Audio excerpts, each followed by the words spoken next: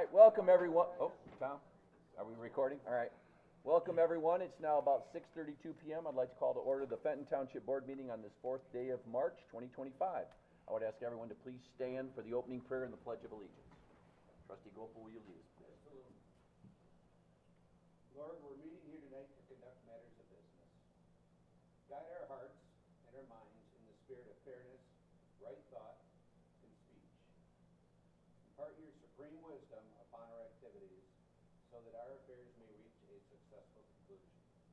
We thank you for being the source of our guidance tonight. Amen. Amen. Pledge Allegiance to the flag of the United States of America and to the republic for which it stands, one nation, under God, indivisible, with liberty and justice for all. As always, Mark, thank you. Tom, will you please call the roll? Lorraine. Present. Krug is absent. Tucker. Present. Clark. Present. Gopal. Here. Kessler. Here. Reed. Here. 6 board members present. All right, thanks, Tom. I'd like to note for the record that Township Attorney Jack Belzer, our Operations Manager Tom Broker, our Zoning Administrator Mike Dean, Fire Chief Ryan Volz, and our Assessor Julia Wilson are also present this evening. Absent tonight is usually our Township engineers are usually either here or on Zoom, and they can't make it this evening. So, Tom, will you detail the procedures for those attending tonight's virtual meeting? Yes. So members of the public attending tonight's meeting in person or via Zoom, please be advised the meeting is being recorded to be shown on Public Access TV, Spectrum Channel 191. Recorded meetings are also posted on the Fenton Area Community Television YouTube channel. For those attending via Zoom, we ask that you keep your microphone muted until we reach portions of the meeting where public comment is allowed. For tonight's meeting, there's one public hearing on the Glen Devon Water Improvement Special Assessment, during which public comment will be taken. All other public comment will be taken near the end of the meeting. Meeting materials are available for download on the Township's website at fentontownship.org. All right, thanks, Tom. Moving on to the first business in order is the approval of the agenda. Are there any requests to amend tonight's agenda? Hearing none, a motion is in order to approve the agenda as presented. So moved. Second. All right, motion's been moved and seconded. Any further discussion? Hearing none, Tom, will you please call the roll? Lorraine. Yes. Reed. Yes. Clark. Yes. Krug is absent. Kessler. Yes. Gopal. Yes. Tucker. Yes. Motion carries. All right. Make The a note that I failed Parliamentary Procedure 2.0. I forgot my refresher class. What was I supposed to say? Well, for the agenda, I think we're okay. For the agenda, it's okay. Okay, so I made the we're okay with decision that. not to change that because it's the agenda, and we Okay. want a motion to approve. So what am I, yeah, but there's other stuff. What are we supposed to, remind me? Motion to approve is basically what you want to say Yeah. for everything else. It's hard. We forget to leave our notes. John, it's hard. I know. Yep, we'll have to I got make that 25 years cheat of sheet training for that I gotta everybody break, next time. okay? All right, the agenda stands approved as presented. The next business order is the meeting minutes. Included in the packet are the meeting minutes from the February 18th special meeting and the February 18th regular meeting. Are there any corrections or requested revisions to these meeting minutes? Hearing none, the meeting minutes stand approved as presented. Moving on to, tonight we have a presentation. Our assessor, Julia Wilson, is here with us tonight, and she will be updating the board on the upcoming March Board of Review. Julia? Good evening. Good evening. I'll try and make this short. I put a lot of stuff in your packet, so if you guys have any questions, you can refer back to that material, but it's basically that time of the year where notices went out and everybody got their assessment notices. We're in the process of scheduling appointments. March Board of Review is a process, checks and balances for residents using data compiled sales within a 2-year sales period. The sales period that's set 25 values is April 1st to 22 to March 31st of 24. So by the time notices go out, we're already way over and we're ready to start with our new ones for 26 already. So, Julia, can you pull the microphone down a little more? is that better? Just get it so A little bit more. It's gonna be right in my face. I won't be able to read. I'm blind as a bat, you guys know that. The March Board of Review is to hear appeals for valuation of the assessed and taxable values, correct record cards, if any errors exist, and for the board to look at poverty exemption appeals to see if they qualify, see if they meet our asset test, and at what reduction that they would be given. The board also not only, so we get a lot of people just they educate them. Our Board of Review is very knowledgeable. Most of the members, 2 of the 3 members have been on there for several years. One person several years. So the Board of Review is not the assessor, just so everybody knows, and the assessor is not the Board of Review. So once the assessor compiles their values and uses sales, the public is not disputing values with the assessor. That wouldn't make any sense. We have a impartial board that will listen to them, review all the documentations, and make their decisions on the sales studies, ECF analysis, land tables, the multipliers, and the factors. The board members currently they voted in today. The chairman is John Branshaw, and members at large are Randy Lau and Kim Pfeiffer.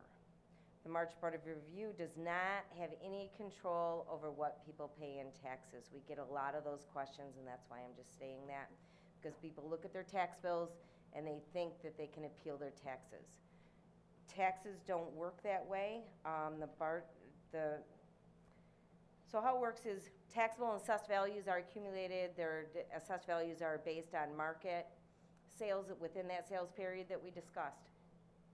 The taxable value is strictly a calculation, and that calculation is the previous year's taxable minus any losses, if anything's been removed, multiplied by the rate of inflation, which is 3.1% this year, and any additions that are added to the property, and that is your capped taxable value. Now, the rate of inflation, there is a cap value on that as well. We've seen it the last 2 years. The rate of inflation can only increase in the calculated cost. It's only the rate of inflation or 5%, whichever is less. So when we had 7.8% in rate of inflation, it was capped at the 5%. When we had the 5.1%, it was capped at 5%. This year it's come down 2%, it's at 3.1%, so hopefully that will help a little bit. When people talk about taxes, it's the biggest question we get. They want to appeal their taxes. Taxes are calculated off of the taxable value, and those are the taxable values multiplied by the millage rate. The millage rate is not controlled by the board, by the assessor. It's controlled by the residents who vote the millages in. So, and we don't have any control over that. But that's how that ends up, and particularly in Genesee County, when you live in Genesee County, we have a lot of county millages, airports, libraries, Mott Community College that some other counties don't have. So their millage rates may be a little less, but when you're looking at Genesee County, Fenton Township for all 3 school districts are on the lower end of the millages. Not really in the, I'd say middle would be the best way to describe that. So what the taxes, when we're talking about taxes, the millage rate is in the mid-range for Genesee County, but our values are at the top range because we have a desirable community. So, in speaking with that, I've done some seminars with people. Anybody that is going to purchase a new home, I urge them greatly before purchasing a home, not to look at what's on the real estate summary sheet or the real estate sheet that's printed up on the advertisement, because that amount of taxes has nothing to do with what a new owner is going to pay in taxes, as we discussed earlier. When a sale happens with that calculation, the only exception to that calculation is the year after a sale, and it's called non-capping, where the assessed value slides over to be the new owner's taxable value, and that's based on, theoretically, the assessed value should be about 50% of market. So their tax liability is they're going to pay what the market is at the time that they purchase a home. So it's very important that new owners reach out. If you're in this township, I encourage real estate agents, any potential owners, to call my office. We will always take the time to explain that in depth to them if they don't understand, because it's very heartbreaking when we have people come in our office that weren't aware of it, they weren't told, their escrows weren't set up correctly, and it's heartbreaking when they have to sell their home because they weren't aware of the tax liability of what they purchased a property for. The assessed value is based on the 2-year sales market. It is not a calculation. The assessed value can go up or down that's determined strictly on that sales period and what the market's doing. So, and that is theoretically, the only time that that comes into play is if you're a new owner, so you know approximately what that tax liability is going to be. We usually do a range of 50% of the sales price and what the assessed value is, and we look at those to give someone a accurate estimate of they should be in the ballpark and expecting to pay.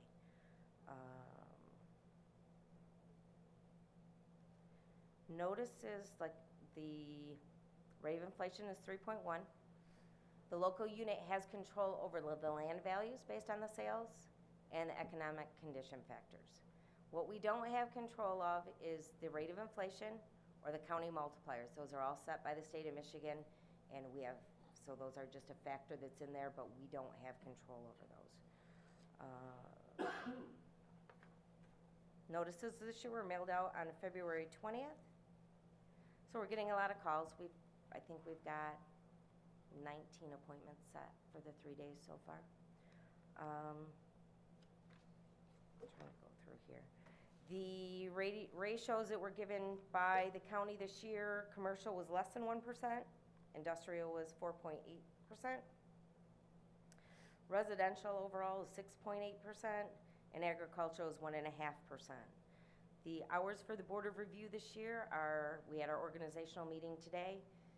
Hours will be next Monday, Tuesday, and Wednesday. Monday from 3 to 4 with a lunch break, and Tuesday and Wednesday from 3 to 8. And Thursday will be a workshop to compile everything. No appeals will be heard, but we'll finalize, have the members sign all the prepared documents and forms that are required by the state of Michigan. If anyone is listening and plans on appealing, we urge you to set an appointment. That way it's organized, the board has your documentation, and we ask you to arrive about 10 to 15 minutes early. So if you have documentation and copies need to be made, we can get them prepared and we can give them to the board members and the chairman.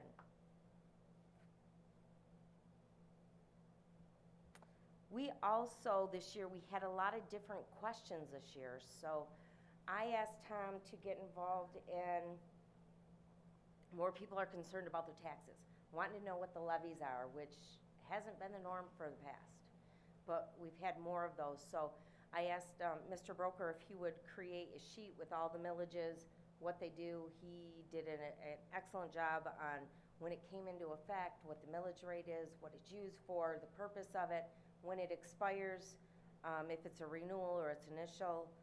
We have a chart of that in the vestibule, and we will also have it's on our website under latest news. You'll find a chart there. I did a little bit more because some of the millages, people don't know what they are. Senior citizens, the cultural center, the veterans exemption, the metro parks. I did a little thing, I was able to find out how those benefit the people, and they're attached up there as well. Some of the benefits that you get for being in Genesee County and paying that millage. Half off on some admissions, 30% off on admissions, things of that nature to the cultural center.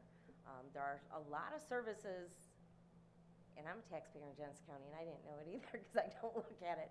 A lot of services, the senior millages offer a lot of services for senior citizens. I don't know what their criteria is or any of that, but looking at that, there's a lot of services that I wasn't aware of, so I thought that would be good for any seniors if they're looking for something, some help in some way. They may be able to get it through there. I noticed one off the top of my head was lawn care, snow removal, those types of things. Like I said, I don't know what the extent of it is, but if anyone is looking for that, they may be able to help, and it may be already paid with the levies that they pay in their taxes. Another thing is on the collection of taxes, we get a lot of questions each year in regards to,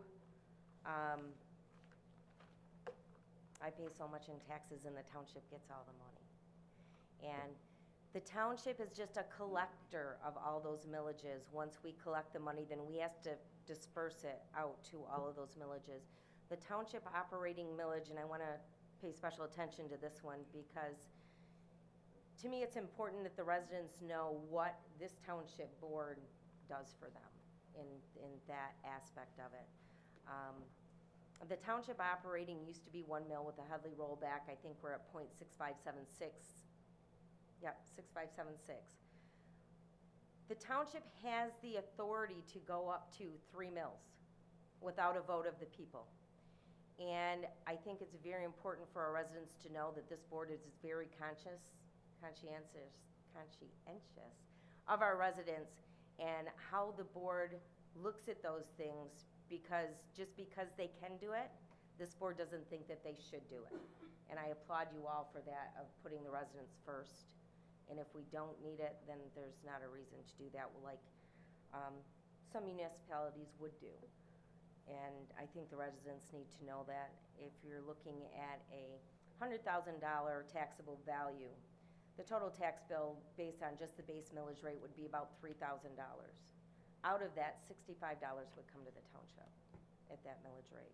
So it's not, there is an 1% administration fee, but the township doesn't get to keep all that money and do what they want with it. So I think that's important to know. Typically, when someone has a large tax increase, because it's printed on the tax bills now, we print that. It's typically the result of a new build construction, or somebody that purchased their property last year, or someone that has removed the principal residence from their home. Those are the top 3 things that'll make someone's taxes increase dramatically from one year to the next. So if any of our residents have any questions of that, they have a question about any of it, our office is open not just January to March or at the March Board of Review. We're here all year long. And we encourage you, if you have questions, to call our office and ask one of our 3 staff members. There's myself, Jim Munson is our field appraiser, and Lynn Prescott. We've all been there for a while. We can all ask your questions. If we can't answer your questions, we will find the answer and get back to you. We pride ourselves on trying to get that. Now, it's all not roses when we're talking about taxes, but there are statutes that we have to follow, and we do follow those. And if we can agree to disagree sometimes, we have to do that. But as long as we can educate the person so that they know how it was done and how it was calculated, that's important to us. So if anyone has any questions, call your local assessor. If they don't answer you, call me. I answer a lot of questions that don't even pertain to Fenton Township, because some assessors are part-time, they're not there. And it's important for me, for residents, new homeowners, anyone, if they have questions, to get the correct answer. Because a lot of times you talk to your neighbors or Joe down the street or somebody else, and a lot of times they get incorrect information, and we would rather open up our doors so that people get the correct information. Whether they agree with it or not, you know, we can point them to documentation or at least get the right information out there. Our assessing office is open Monday through Thursday, 8 to 5, Friday 8 to 3. Again, if you have any questions, concerns with anything, the public, the board, anyone, if you have questions, our door's always open, and to call us, and we'll do what we can to help you. That's it. Well done. Does Thanks, anybody Julia. have any Thank you. questions? Are there I have a question. Yes.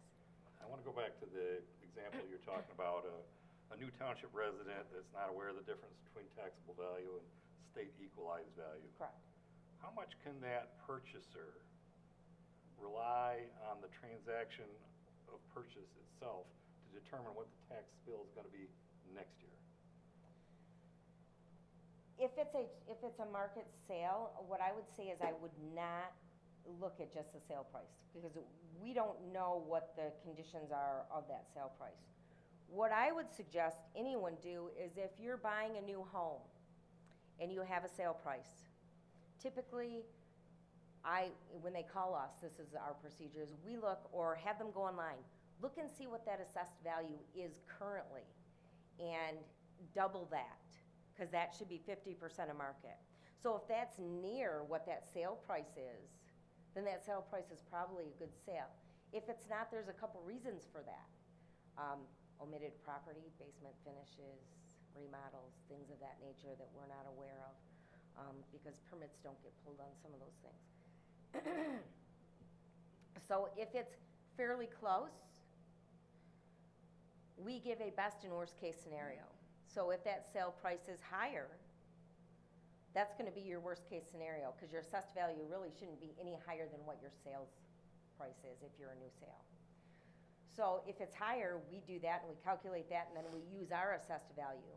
And that gives you a range of a best case and worst case scenario, if it does go up to that. Now, if it's lower, same difference. But if it's lower and I'm talking to someone, I always encourage them to be looking for their notice of assessment that comes out in February and to review that.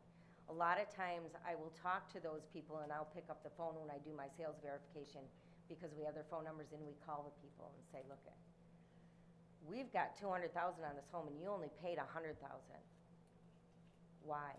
Is there something wrong with the home? Is there damage to the home? You know, things of that nature. And if there is, then I have all year to prepare my role. And I work with our residents in those situations. If there's things that we're not aware of on the record card, we go ahead and try to fix those prior to the assessment notices going out until those repairs get fixed. So they would work with you then, contact you, exchange information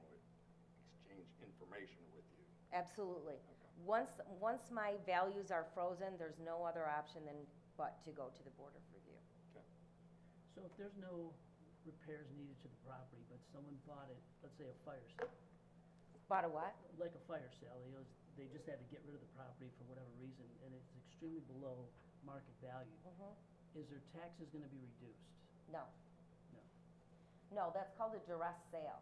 Now, when we talk about using our sales study, we use and we verify all sales. We do not include non-arm's length transaction sales. That would be a non-arm's length transaction sale. It would be a sale under duress, almost like a foreclosure or a forfeiture. What the assessed value is based on the market, 50% of market, of not just one home. When an assessor does a sales study, we're not appraisers. We have to do mass appraisals, which means that whole neighborhood that's within. So if there's nothing wrong with a home and all the other homes are selling for something else, that person got a good deal. But if there's not a reason to lower the taxes, then we, by law, cannot just go in and lower a tax because of a sale. That's illegal to do for us. Any other questions at all for Julia? Julia, that was very informative. And the only other thing I would say is that, like Julia said, Tom did a great job on a spreadsheet because a lot of people don't even take time to look at their tax bill. And if you have any questions as far as any of those millages or anything, Tom's got a great spreadsheet. It's on our website. Please take the time to look at it. It explains every tax and where the money goes. Yep. Because there is always a perception that we get all the money and we don't. We get. We don't get to keep it, we do get it. Yeah, we get it. I don't get to keep it. We disperse Comes it. in and out. All right, thanks, All Julia. right, I appreciate it. All right, next business orders, expenditures. Are there any questions from the board regarding any of the invoices? I did, Tom, on the Township credit card, there was a $2,200 for computer, I don't remember if it said equipment or parts or what it said. Do you know what that was for? Not off the top of my head. Just catch me later then. Yeah, I'll look it up. Yeah. I didn't know what it was and couldn't really evaluate it, so. Any other questions or concerns? All right, I would entertain a motion regarding the payment of expenditures totaling $418,405.31 per payment. I'll make a motion approve. to approve. Second? All right, motion's been moved and seconded. Any further discussion? Hearing none, Tom, will you please call the roll? Krug is absent. Clark? Yes. Kessler? Yes. Reed? Yes. Gopel? Yes. Tucker? Yes. Lorraine? Yes. Motion carries. All right, expenditures stand approved as presented. Moving on to the next order of business is public hearings. As Tom said, tonight we have the Glen Devon Water System Improvement Special Assessment District hearing on special assessment roll. This is a public hearing on the special assessment roll for the Glen Devon Water System Improvement Special Assessment District. I'm sure we've all reviewed the memo in the packet. Operations Manager Broker, will you review? Yes, excuse me. So I did send out some updated information this afternoon. This has changed, a lot has changed just since Friday. And so I'll do a quick recap. At the last meeting, the board scheduled this public hearing based on the total costs we had at the time, which put the per unit assessment at roughly $5,600, which was still about $1,000 more than the original estimate, but a lot of it was due to some additional components that the petitioners actually wanted added to the project. So we were moving forward with that, and then we learned on Friday from the engineer that the county is requiring a SCADA monitoring reporting system in the meter pit, which was not in their original standards when he downloaded the standards from the county. And so that is now increasing the cost by another $120,000. And so now we're looking at about $6,500 per unit, which is another $900 to hire. Again, with a 20-year assessment, the annual impact is not huge, but it's still a fair amount of money. So a couple of points, because the revised cost, both revised costs exceed the original estimate by more than 10%, then the public hearing must include an opportunity for property owners to comment on those increased costs in case there is a thought that the project should not move forward. Now, in this case, because the public hearing notice was published and mailed as required by statute, my recommendation is the board still move forward with the hearing tonight as scheduled, but because the property owners have not been made aware by the township of the latest cost increase, my recommendation is that after public comment is concluded, that the board consider simply adopting a motion to continue the hearing at the March 18th meeting, and then that would give us time, the township time, to send updated cost information to the property owners before the board takes action on the special assessment roll. All right, thanks, Tom. All right, the board will now accept public comment on the following: the increased project cost, an individual's assessment in relation to the benefit received, the total cost of the project, and the validity of the proceedings to date. Is there anyone here in person that would like to address the board? If so, all I'd ask you to do is just come up to the microphone, give us your name. Again, this is only on the Glen Devon. Yes, sir. Good evening. Al Mineta. I'm the president of the Condo Association at Glen Devon. And we informed all of our property owners, all of our co-owners, on January 20th about the finalized costs as we understood them in January. And we're not happy that there has to be an increase of $120,000. And we understand it has to do with the monitoring and metering, which are new requirements, apparently, of the township and the county. So we would like to continue and to, even if it means to increase the amounts that we will be charging our, having our co-owners pay, that we think we really need to do this.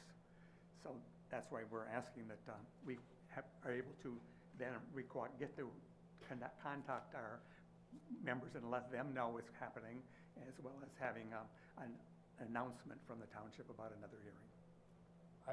Before you leave, Yes. I felt similarly as you did with respect to the $120,000. Yes. Okay, I am no expert on this. I don't know water folks very well at all. But as I understood it, it was simply because there was a 4-hour delay in reporting data. To me, to require you to spend $120,000 because there's a 4-hour delay in reporting water quality data is ridiculous. So if I were you, I would have a discussion with Mr. Wright. And again, there may be things that I don't know about. I just go with the information that I have. Maybe our engineer could address that. Yeah, I mean, She's not here today. Yeah, well, he's talking about. Oh. Yeah, no, I understand. Do you know, I mean, yeah, come on up. Come on up, please. Thank you, Al.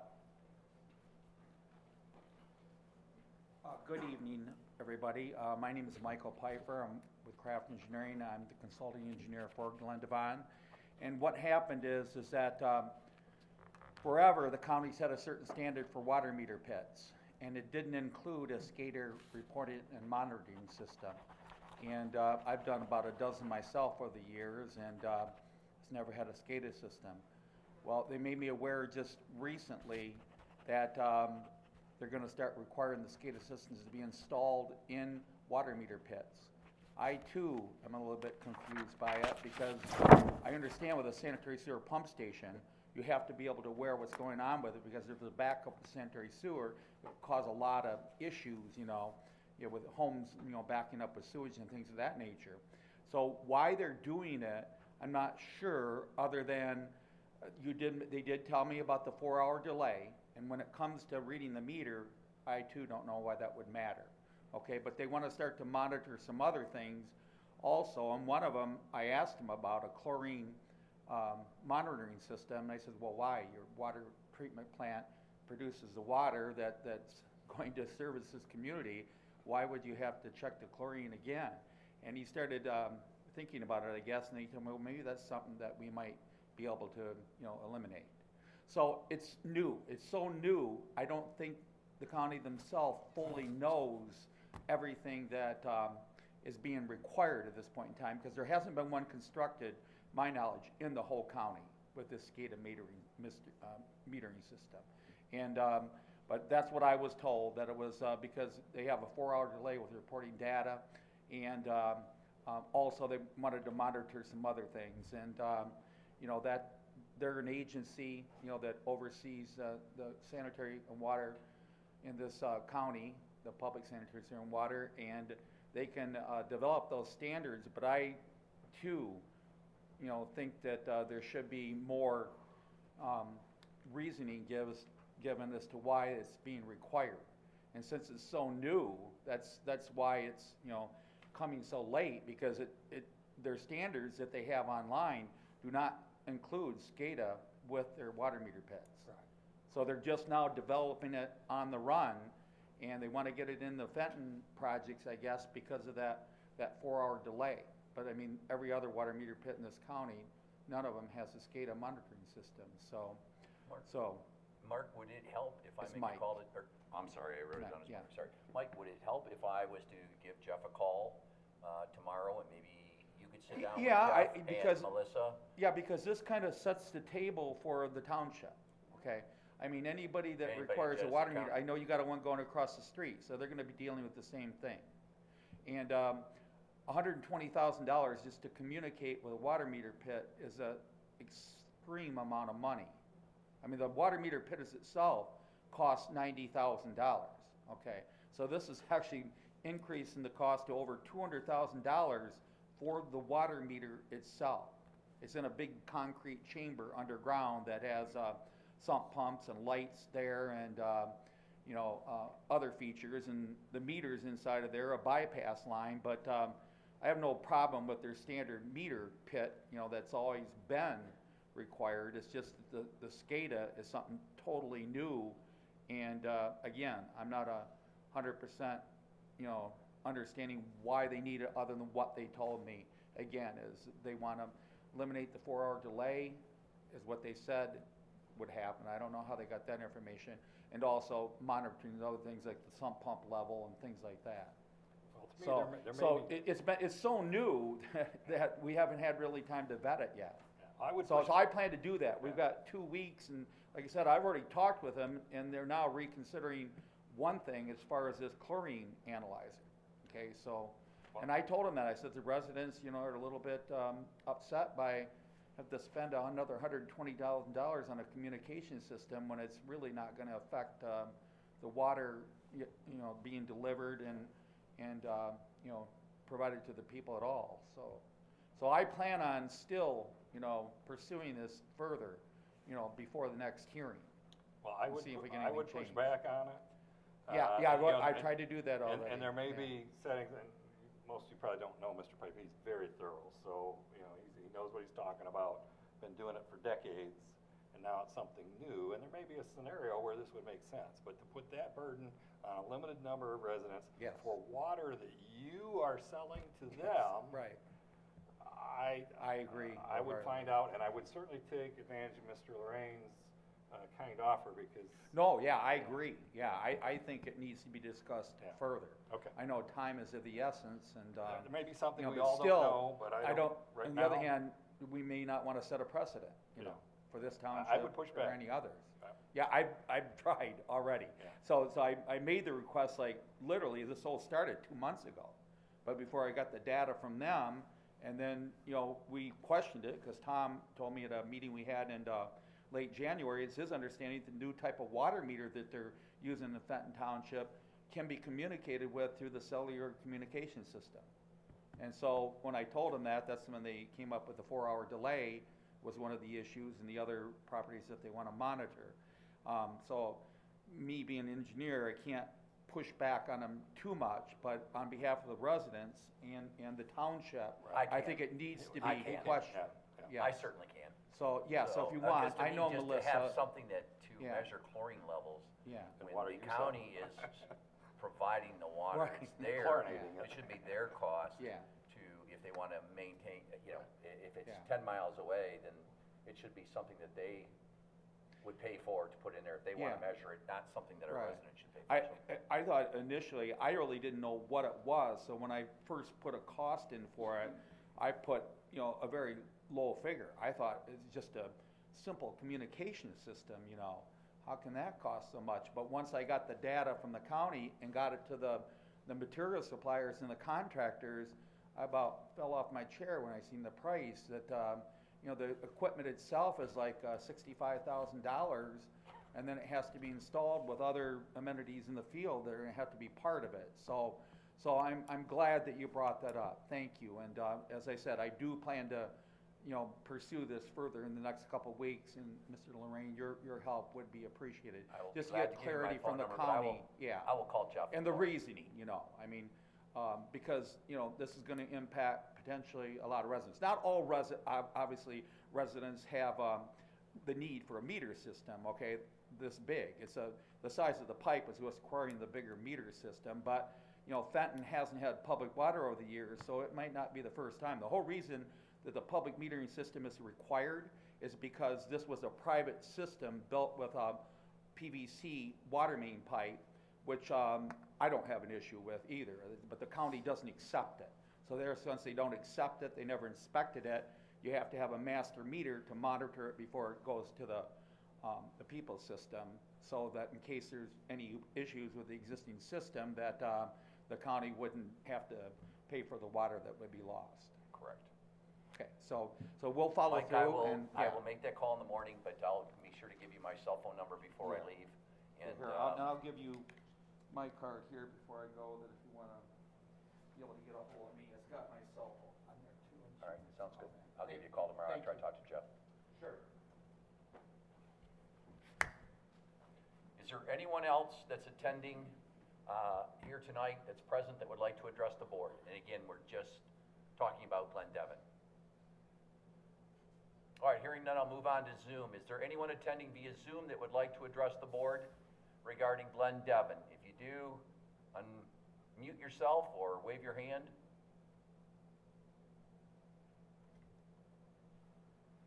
All right, hearing none, I will now close the public hearing. Due to changes in the total cost which have not been formally communicated to the property owners, the recommendation is to continue the public hearing at the March 18th board meeting. Are there any questions or comments from the board? Hearing none, I will entertain a motion to continue to the March 18th, 2025 Township Board meeting, the public hearing on the special assessment roll for the Glen Devon Water System Improvement Special Assessment District. Make a motion to adjourn to the March 18th hearing. Second. All right, motion's been moved and seconded. Any further discussion? Hearing none, Tom, will you please call the roll? Reed, Yes. Gopel. Yes. Tucker, Yes. Kessler, Yes. Lorraine, Yes. Kruger's absent, Clark. Yes. Motion carries. And I'm sure I said postpone, Tom, when you're doing the minutes. What's that? I'm sure I said Continue. postpone. Continue? Continue the hearing. Continue, that's what I said. Yes. All right. It's already in the minutes. Okay, thanks. All right, moving on to the next order of business is reports. Tonight we have our MedStar Ambulance Service fourth quarter and annual report. Tonight we have Colby Miller from MedStar Ambulance, and he will be giving us the report. Good evening, Colby. Good evening, sir. Board members. I think we have a presentation. There we go. As you know, MedStar has been the contracted EMS provider in the township for, I believe, 4 years now. Happy to continue to serve the township. We have an annual report of our service. As I move through the report, if there's questions, feel free to stop me. Sometimes I assume that everybody speaks EMS and forget that not everybody does. In the community in the last year, we had 742 non-emergency responses and 580 emergency responses. Before we go too far into it, I want to make sure everyone understands that at the 911 center, the caller is interrogated on a national standard to find out what's happening on the scene. So is the patient breathing, bleeding? Are you with them? Do they have complaints, pain? And from those questions, we determine whether an emergency response is needed or a non-emergency response is needed. There's a lot of effort around the country right now being invested in understanding that what we've always thought about our EMS systems may not be as accurate as we always thought. So all of this racing around town, lights and siren, might not have been as necessary as we thought. The clinical tie between response time performance and patient outcomes is, as the national data set gets stronger, the link becomes weaker. So we monitor very closely emergency response and non-emergency response. In the township in the year, if we can advance to slide 1, I gave you the top 15 reasons for your 911 calls, and the still sick person is the leading cause. Difficulty breathing, falls without injury, falls with injuries, unconscious, and then it kind of goes down from there. I think you'll all either have it in a packet or have it subsequent to the meeting. But the nature of the complaints in Fenton Township is not unique to Fenton Township, pretty much what we see in all of our communities. And we continue, and it kind of goes against the public expectation, but the majority of the calls we receive are non-emergency requests. Somebody has fallen, we're not even sure if they're hurt.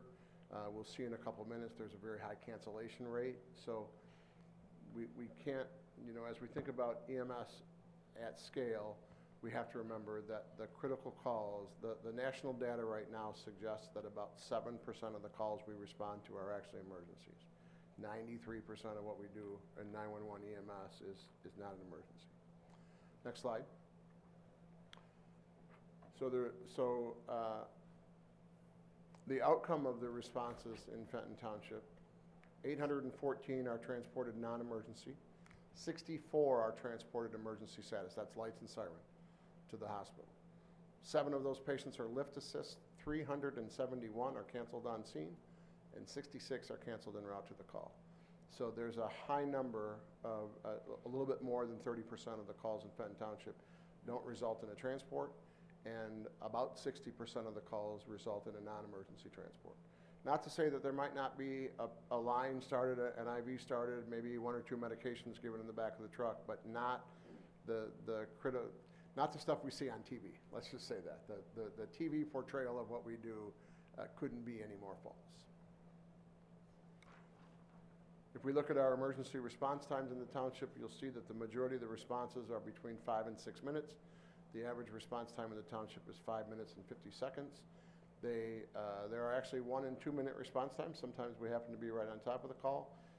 And you know, at the outside, there are long responses. Sometimes there are multiple calls in the community. Sometimes the ambulances are repositioning to cover the area the way that they do, and it just so happens that we're out of position and a long response time ensues. But the vast majority of them are are under 6 minutes. We work a lot with the fire department. I've heard some conversations with the fire chief where he'll say, you know, it took him a while to get used to getting on scenes where the ambulance is already on scene. So we know that when we hear feedback like that the majority of our responses are good. When we switch ahead into the next slide, we look at non-emergency responses. We see that even though the long end goes a little bit longer, even on the non-emergency responses in the township, we average about 7 minutes, almost 8 minutes on a non-emergency response. Still the closest ambulance, still coming from a post that's assigned to the township, just not coming lights and siren. And if they're on a non-emergency response and an emergency response comes in, that unit will be diverted, depending on where the other truck might be. So if they're on their way to a sprained ankle and a chest pain comes in, depending on the positioning of the resources, the sprained ankle truck might be diverted to the chest pain call, and then the sprained ankle gets the next closest truck. We had, I'm thankful to say, we've had no service or clinical complaints in the township in 2024. We use a national patient satisfaction survey company, mails surveys. It's still a paper survey. It goes out to almost every patient served. We do have a fine group that we filter out, incarcerated patients, known psychiatric at the time of call. Some of those call types we filter out of the responses because they're either generally not transported or don't have good recollection of the incident anyway. We have a 96% overall positive response in the township, which is better than our organizational overall average of 93.9, and that's 214 surveys received back from township residents. The survey response rate in the township is about the same that we see everywhere else. The majority of our respondents are 60 years and above. The majority of the respondents are female, and the majority of the respondents have been transported rather than just had a response and cancellation. Next slide. We continue to work with the fire department here in Fenton Township. Whenever there's a training that we can be involved with, we do. We support the Genesee County Firefighters Association with providing MFR training once a year to all of the firefighters in the county. This is our third year of having our Shock and Save golf fundraiser. We raised $65,000 this year, a little bit off from last year's funds, but we give AEDs to civic groups, church groups, education groups, any not-for-profit in the community that wants an AED for their public gathering place. We give them one and we provide the CPR training to go along with it. We hosted the third annual EMS Safety and System Design Summit, 118 elected officials, healthcare, community, and EMS leaders from across Michigan. We brought in EMS physicians from around the country, and we talked about EMS system design, some of the stuff that we've talked about already. Not every call is an emergency. Is response time the metric that we really should be measuring? Should we be looking at patient outcomes and things like that, the way that the rest of the healthcare world does? Great conference, third annual conference. We held it at the Michigan Central Depot in Detroit, the rehabilitated train station. I think that might be why we had so many people attend, just to see the facility, but it was a great conference. A lot of good feedback, and we're already planning on the 4th. And we've had some reach outs from some of the national EMS associations wanting to partner with us and take the conference, take the summit to more of a national level. MedStar in 2024 became the first Michigan EMS agency to be part of the National Emergency Medical Services Quality Alliance, a federally chartered quality assurance group that looks at EMS data from around the country and advises groups like yours or the Townships Association or other big clinical groups on how EMS should be monitored, what are the metrics we should use across the country, and how should we design our EMS systems. So I wouldn't call them exactly engaging conference calls that they have every month on the various clinical topics that EMS, the services that we provide, but providing all of our data into the national data set and using the national data set and the advice from the national group to structure what we do and how we do it. Next slide, I think, is questions. So at the Safety Summit, and we're sharing this document with any of our elected officials who are interested, there's a joint position paper that was published by the groups that you see on the right-hand side of the slide that talk about measuring EMS performance, whether it's in a city or a county or an agency or however you monitor your EMS services. This large group of national EMS stakeholders got together and said, we need to provide guidance on moving away from response times, because response times have been proven to not benefit patient outcome and create risk. Running all over town, lights and siren. You will sometimes be surprised at the number of emergency vehicles running hot to the same scene. It's a little scary for us, and the clinical outcome isn't what we thought it was. So this group, this large group of stakeholders got together and said, let's publish a paper so that people who are interested can understand what the national data says that EMS systems should look like. Next slide. And violating the only 7 lines of text on a slide policy, clearly, they published a standard of what you should be looking at in your EMS systems to really measure overall quality. The patient experience, the financial part of it, the operational part, the safety components, all of those go into real delivery or real measurement of an EMS system. And if you're interested, I'll spend a lot more time with anybody who's willing to talk about it. It's a big project of mine. It's like rolling a ball uphill when you have these conversations with people, but really the delivery of care should be measured on the point where it matters the most, and that's the care that we deliver to the patient. Next slide. And that is, in brief, an annual report. I'm happy to take questions. Thanks, Colby. Thank you. Are there any questions or comments from the board? No. Colby, it was a great report. Thank you. My pleasure. You do a great job for the townships and our residents. Would be very happy that I know it was quite a process that we went through, or the chief did, because I know when I first took this seat, we were having issues in the township, and it was I empowered the chief to come back with a solution, and he did, and that was his recommendation to enter into a contract. with your company, and it's been good for our residents ever since. So I believe thank it's you gone very much. well. Thank you. Thank you for having me. Thanks. Thank you. Okay, next up is our Planning, Zoning Administrator report. We're gonna do the 2024 annual report, but first we'll just do the Zoning Administrator February report, correct? Correct. All right. So just give you a brief overview about what's been going on with planning and zoning. Planning Commission, the highlights, Adopt-A-Pet was recently approved for expanding their med services. They purchased the property, the house directly to the south of Adopt-A-Pet. They'll be moving their med services into that house. No exterior changes to the property. It's not open to the general public, right? It's only for Adopt-A-Pet to go back and forth. So that was approved the last meeting. The previous meeting, the proposed hotel on Fenton Road got preliminary site plan approval. So now they're going through their engineering phase, and when that's complete, they'll come back for final site plan. And I think the most important one that you should be aware of is the Planning Commission reviewed Mr. Atwell's application for the latest phase of Pinnacle Shores. You had previously approved, or you had extended approval that has been going on for decades for the subdivision. And when Mr. Atwell came in, he presented a new plan that was not the same plan that you guys had continuously approved. This plan relocated the location of the road, and with that, we have an understanding that there's also some additional changes that have to be made to the stormwater for the subdivision. As such, the Planning Commission conducted a review and found that these changes were a major change to the site plan, and as such, that he would now have to comply with today's ordinance requirements.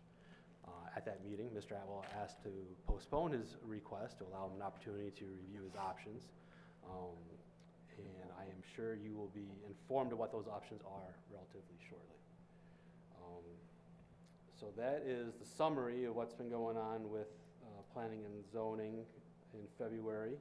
Upcoming in March, we will have two short-term rental special use permit applications in front of the Planning Commission, and we'll also have one in front of the zoning board for a potential variance.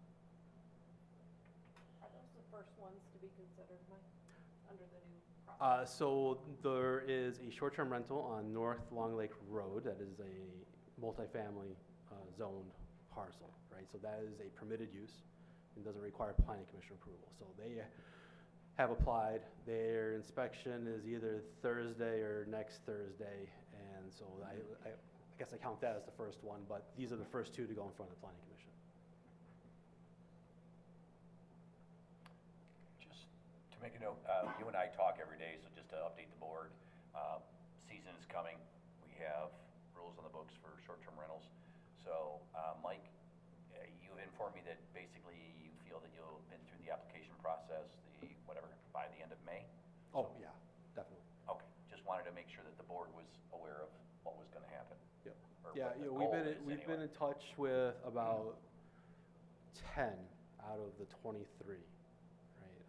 The majority of them have decided not to move forward with applications. Others letting us know they're no longer even in the township. So we have the one that's approved pending our safety inspection, 2 special use permits, 1 with the variance, and we have another one that's considering a variance, and then 2 that are not doing anything right now but may do so in the future. I don't know what that came out to, but that's almost 10. Is that the end of your February report. February report? Yep. So now you'll move on to your 2024 annual? Yep. Okay. So the annual report is a summary of what's been going on with the planning department, the building department, and code enforcement. Right? So you have a summary of all the permits that have been issued between the 3 departments, and then a summary of what the Planning Commission and Zoning Board have done. I think the key takeaways from this report: master plan was adopted last year, short-term rental ordinance was adopted last year, and then the township took over electrical, plumbing, mechanical permits. So those are the big 3 items that were accomplished last year. I think that if you look at building permits that were issued, the number of single-family homes doubled last year from the previous year, and with the number of subdivisions that have been approved lately, the trend is likely to maybe not double, but the higher number will continue as opposed to the 40 or so permits that we had been issuing. Like I said, there's a summary of all the cases the Planning Commission reviewed and the Zoning Board reviewed, and I'm here to answer any questions you guys might have on that report. Are there any questions or comments from the board? What are you doing with your spare time, Mike? So, to get this, I decided to start a Parks and Rec board. Yeah, there you go. So, Good idea. I think he's up to about 12 meetings a month now. Yeah, he's a busy fella. And I So, keep him busy Planning with jobs. Enabling Act would require a motion to accept. Yes. Okay, I will entertain a motion regarding the acceptance of the 2024 Planning, Zoning, Building, and Code Enforcement Annual Report as prepared and presented by Zoning Administrator Dean. Motion to accept. Second. All right, motion's been moved and seconded. Any further discussion? Hearing none, Tom, will you please call the roll? Clark, Yes. Kessler, Yes. Krug is absent, Gopel. Yes. Tucker, Yes. Lorraine, Yes. Reed. Yes. Motion carries. All right, thanks, Tom. Okay, are there any committee reports to be made to the board this evening? Hearing none, we'll move on to the next business order, which is communications. This is a pre-audit letter from Plant Moran, and we've all reviewed the letter in our packets. Operations Manager Broker, will you just kind of give a brief overview? I mean, it's pretty self-explanatory, It's so. a standard communication they give out before each audit, just letting them know what to expect. Plant Moran's been our auditor for a number of years, so they know how we work, we know how they work. It just gives their responsibilities under generally accepted auditing standards, the overview of their plan, scope, and the timing. I know they're planning to be here the week of April 7th. And then also, it encourages the board members, if you have questions or concerns, to contact them. All right, there's no action needed, but are there any questions or comments from the board? At all? All right, next is adoption of ordinances. We have none this evening. We also have no unfinished business. Next order of business is new business. We have our fire chief here tonight, and he is here to tell us about a new hire.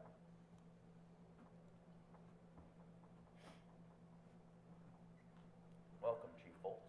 Good evening. I warned you at the last meeting I was going to be back with another hire.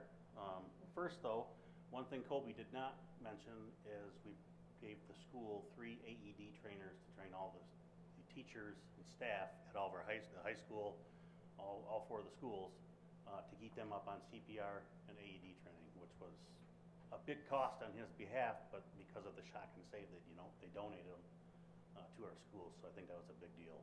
That is a big deal. And 45 calls that were canceled due to them being on scene while our tones were dropping, we hear them on scene, we automatically cancel. So 45 calls taken off of our 700 and whatever it was, 40-some calls from last year, so that's kind of a big deal too for us. Okay. But I am here to report that we have another new applicant to join the Township Fire Department.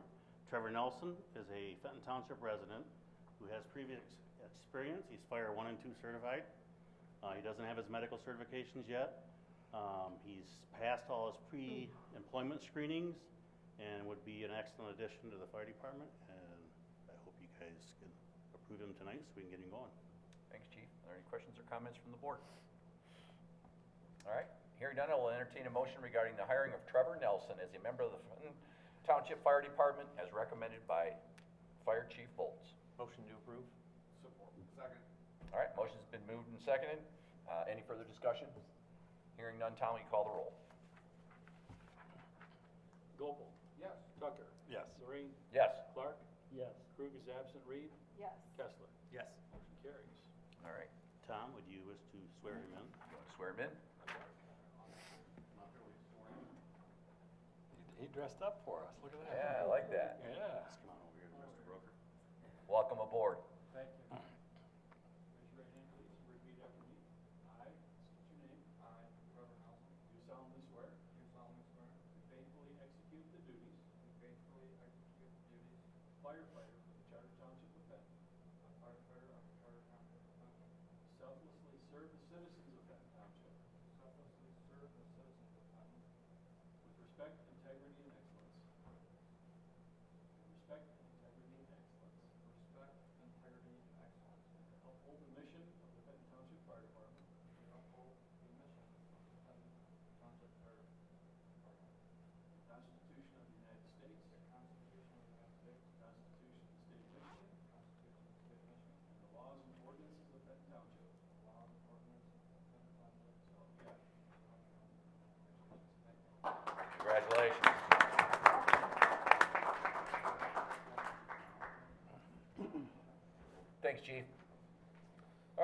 on to, next under new business this is appointments to the Fenton Township Park and Recreation Advisory Board. Mike, will you? What's up? What's up? Long time no see. So at the last meeting, you guys adopted the ordinance to create the Parks and Recreation Advisory Board. Now we got to put some people on there and set the schedule for the meetings. Based on discussions with the subcommittee, it was recommended that we have Mark, Rob, and Bob from the Township Board on the board. And then the ordinance talks about including other groups that are involved with recreation in the township. One would be the Lake Fenton School District, which we are working on getting a representative from and anticipate having that either the next meeting or the following meeting. The next would be Southern Lakes Parks and Recreation, right, which the recommendation is Ed Colito. The Keepers of the Shiawassee River, I spoke with them and they are working amongst themselves to make a recommendation for one of their members. So hopefully that'll be at the next meeting also. For the Pioneer Memorial Museum, it was recommended that we have Hewitt Judson on there. And then from the Thompson Road Regional Dog Park Group, it was recommended that we have Melissa Farney and Carrie Kostich on the board. And so hopefully having all the different groups represented on the board, right, we can make sure that all forms of recreation in the township are being discussed and planned for and prosper in the township. So the ordinance requires that because this is the setting up the group, you have 3 members at a 3-year term, 3 at 2, and 3 at 1. Kind of outlined what a potential recommendation on that would be in the memo that you guys have. And then the last thing to talk about is setting the meeting schedule. We had talked about having it on the second Tuesday of the month, which is the open Tuesday, and then let you guys pick a time, either 6, 6:30 for those meetings. Is that it, Mike? That's it. Any questions or comments from the board? I would like to claim the first available board position if they get a vacancy. I'd like to be on this board at some point. So the 3 that are picked, I have no issues with, but I'm calling dibs on the first opening. Do we know who's going to have the 3-year term, who's going to have the 2-year term? And Yes, who's gonna have they'll the be in my 1-year? motion. They'll be in these motions. Okay. I'll shut up. No, point. Do we have an alternate in case one of the board members don't make it?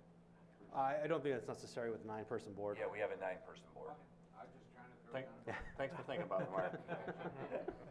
Well, shame on me because I didn't know you were interested. I guess I should have reached out to you. No, this is, I don't find, I got a lot to do already anyway, but this is one I'm interested in, so. I thought you would hate me if I called you to ask you to be on the board, to be honest with you. Not like. Yeah. Bob's not here, you wanna? We don't- Sorry, Bob. No, we're not gonna start World War III. Any other questions or comments from the board? I'm gonna zoom through these, if you don't mind. Okay, I will entertain a motion regarding the appointment of Mark Gopel to the Fenton Township Parks and Recreation Board for the term ending March 31st, 2028. I'll make that motion. Second? All right, motion's been moved and seconded. Any further discussion? Hearing none, Tom, will you call the roll? Kessler. Yes. Krug is absent. Reed. Yes. Lorraine. Yes. Clark. Yes. Tucker. Yes. Gopel. Yes. Carries. All right, thanks, Tom. Next, I will entertain a motion regarding the appointment of Robert Kessler to the Fenton Township Parks and Rec Board, Advisory Board for the term ending March 31st, 2027. Make a motion to approve the recommendation. Second. All right, motion's been moved and seconded. Any further discussion? Hearing none. Tom, will you please call the roll? Tucker. Yes. Lorraine. Yes. Gopel. Yes. Kessler. Yes. Reed. Yes. Clark. Yes. Krug is absent. Motion carries. All right. Next, I will entertain a motion regarding the appointment of Robert Krug to the Fenton Township Parks and Recreation Advisory Board for the term ending March 31st, 2026. Motion to approve? Second. All right, motion's been motion's been moved and seconded. Any further discussion? Hearing none, Tom, will you please call the roll? Lorraine. Yes. Clark. Yes. Kessler. Yes. Gopel. Yes. Tucker. Yes. Krug is absent. Reed? Yes. Motion carries. All right, thanks, Tom. All right, I will entertain a motion regarding the appointment of Ed Colito to the Fenton Township Parks and Recreation Advisory Board for the term ending March 31st, 2027. Motion to approve Ed Colito for the term stated. Second. All right, motion's been moved and seconded. Any further discussion? Hearing none, Tom, will you please call the roll? Kessler? Yes. Gopel? Yes. Krug is absent. Reed? Yes. Lorraine? Yes. Clark? Yes. Tucker? Yes. Motion carries. All right. Moving on, I will entertain a motion regarding the appointment of Hewitt Judson to the Fenton Township Parks and Rec Board, Advisory Board for the term ending March 31st, 2028. Make a motion to approve? Second. All right, motion's been moved and seconded. Any further discussion? Hearing none, Tom, will you please call the roll? Lorraine? Yes. Reed? Yes. Clark? Yes. Krug is absent. Kessler? Yes. Gopel? Yes. Tucker? Yes. Motion carries. All right, next I'll entertain a motion regarding the appointment of Melissa Farney to the Fenton Township Parks and Recreation Advisory Board for the term ending March 31st, 2027. Motion to approve Melissa Farney for the term stated. Second. All right, motion's been moved and seconded. Any further discussion? Hearing none, Tom, will you please call the roll? Krug is absent. Clark? Yes. Kessler? Yes. Reed? Yes. Gopel? Yes. Tucker? Yes. Lorraine? Yes. Motion carries. All right, next I'll entertain a motion regarding the appointment of Gary Kostick to the Fenton Township Parks and Recreation Advisory Board for the term ending March 31st, 2026. Make a motion to approve? Second. Motion's been moved and seconded. Any further discussion? Hearing none, Tom, will you please call the roll? Reed? Yes. Gopel? Yes. Tucker? Yes. Kessler? Yes. Lorraine? Yes. Krug is absent. Clark? Yes. Motion carries. All right, next under new business is 2025 local road project. This is Silver Chase Boulevard, operations banner Do we need broker. to establish the meeting? Did I miss one? Do we need to? We need to set the schedule for, Tom didn't put that on the agenda. I didn't know that was actually an action item. I Okay, did- well, we can put on the Can we next. do that? We'll just do it on the next one, when we have the next two. Because Julie did respond back, but I haven't responded back to her, so we should have the school districts. Sit down, Mike. You've been up here enough, Mike. Operations Manager Broke, will you review, please? Yes, among the projects we've requested cost proposals from the county, we've gotten one back so far, and that is the repaving of the entrance to Silver Chase Boulevard. It's a very short stretch. It's got an inbound and outbound lane from Owen Road to Aspen Hollow. If you've ever driven by there, it's used by both the commercial area and the subdivision, and it's in real rough shape. The county's given us an estimate of $30,000, half of which would be covered by our 50/50 allocation funds. So the recommendation is to approve that one. It's our first one, first domino to fall. We don't have any of the other estimates just yet. Thanks, Tom. Are there any questions or comments from the board?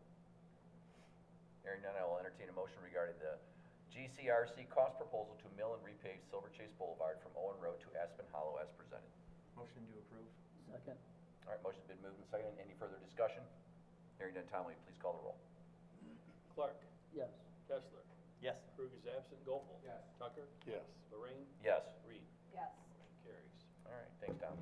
Next under new business is financial advisor engagement letters, Badzinski and Company. Operations Manager Broke will review both. I guess. Yes, hopefully you had a chance to read the memo.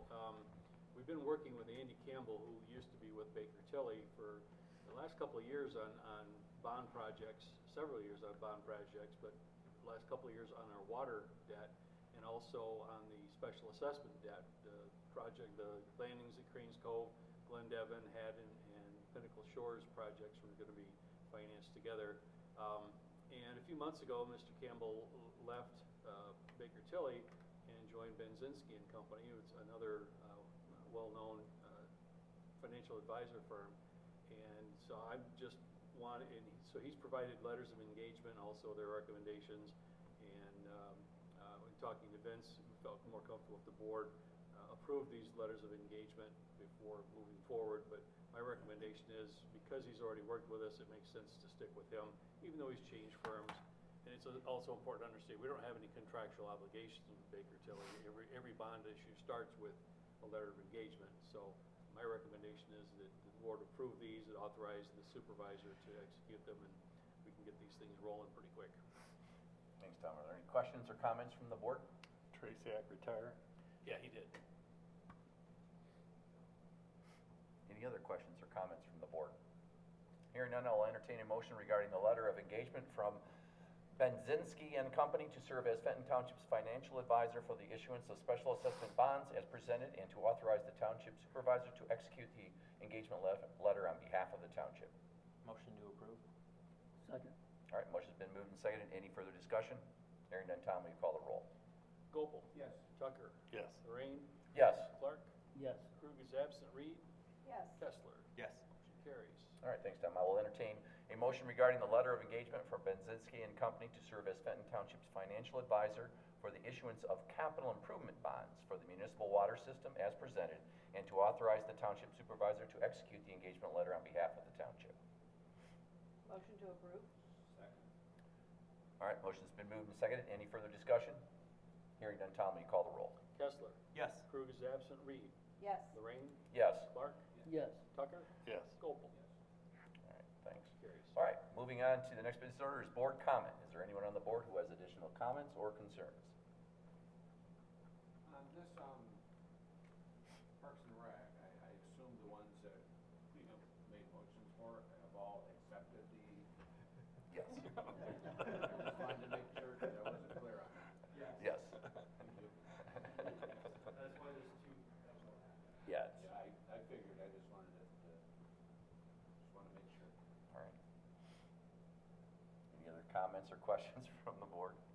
All right, hearing none. The next business order is public comment on agenda or non-agenda items. I will now open up the meeting for public comment on agenda or non-agenda items.